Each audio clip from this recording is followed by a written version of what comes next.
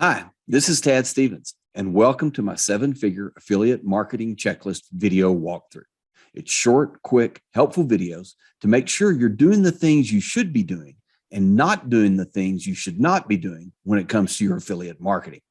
Stick around to the end of this video, and I'll show you the best affiliate marketing deal I have found anywhere. Here we go. Seven-figure affiliate marketing checklist number 2, know your audience, markets, and niches. Or niches, depending on where you're from.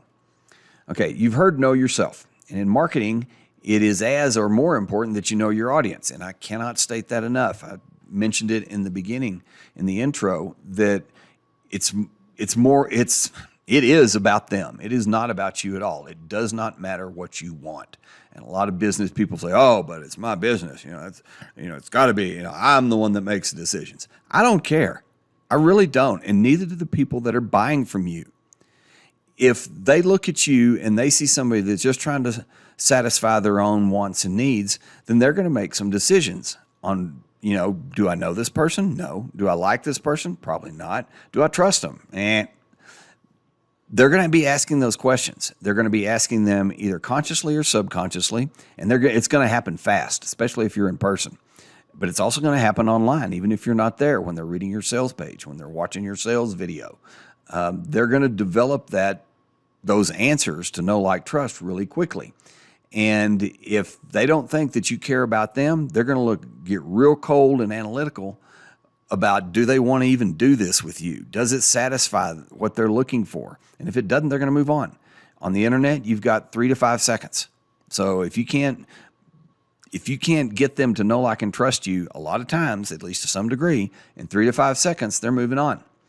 We want to know about our audience's wants and desires, not what they need, not yet anyway. We want to know what they want.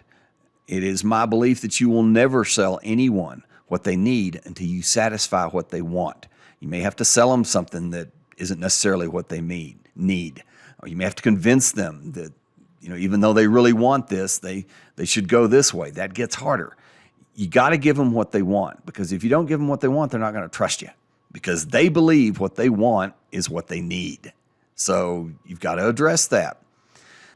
For this step, there's a thing out there called an empathy map, and it is a great analysis of your target audience into their wants, needs, fears, desires, things like that. And I have taken that and combined it with several other things that I've used over the years and developed what I call audience cubes.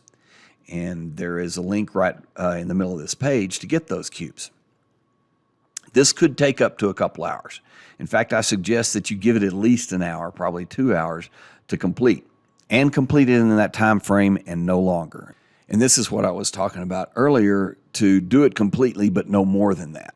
So no longer than 2 hours. Get through it. If you get stuck on something, just make a note, go on to the next one, come back to it later. We need to get this done, and you can always come back and finish it more later. So there's the link, er1.fund/audience-cubes. So all of your sales, copywriting, emails, landing page copy will come out of this document, the Audience Cubes document. It's a Google Sheet. If it does not, then one of two things, or both, have happened in this situation. Either you didn't complete the audience cubes fully or accurately, or you shouldn't be doing what you're doing. So if you're, making a couple of emails, you're writing maybe letters you're going to mail out, something like that, and the content of those emails or letters is not coming out of the audience cubes, then why are you doing it? I mean, because everything that they're thinking, feeling, wanting, desiring, the words they use, the phrases they use, the images they see, all that kind of stuff is pulled out of them as much as you can without them being right there in the audience cubes. So if you're off on another path doing something, why are you doing that? It should be in the audience cubes is what I'm saying. And the point of this exercise is to understand that who your audience is, and to speak to only the top 3% of your audience, which is the ones that are buying right now. This was identified in a book by Chet Holmes years ago that he describes his buyer's pyramid, and I've got an image here, a little graphic. And basically what he said was that 3% of your target audience is looking to buy today, right now. If you can get your offer in front of them, they will buy. You don't have to do any hard selling, any really heavy pitching, because they're ready. They've already decided this is a solution, or a solution, your solution, or a solution like yours is what will satisfy what they want and need. It will bring the transformation that they're looking for, get them to where they want to go. It will solve the problem they're trying to solve, so on and so forth. It is what they're looking for, and they will buy from you if you can get in front of them.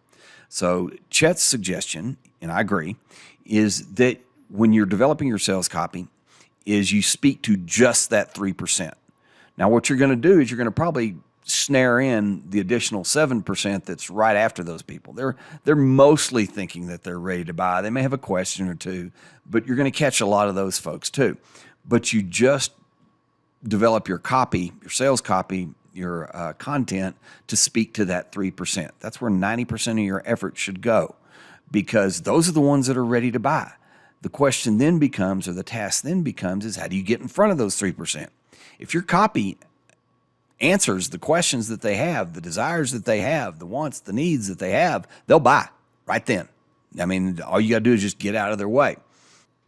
The result of this exercise is to describe your audience in 1 to 2 sentences based on your audience cube results. So go through your audience cubes and take all that data and compile it and put it into 1 to 2 sentences.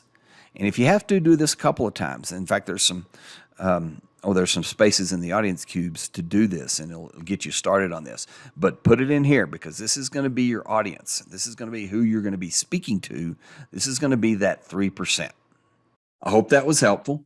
Please like and comment below. We answer all of them. And subscribe to see more videos like this. Remember that marketing deal I mentioned? Check it out by clicking the link below, or go to er1.fun/7figures. That's er1.fun/7figures.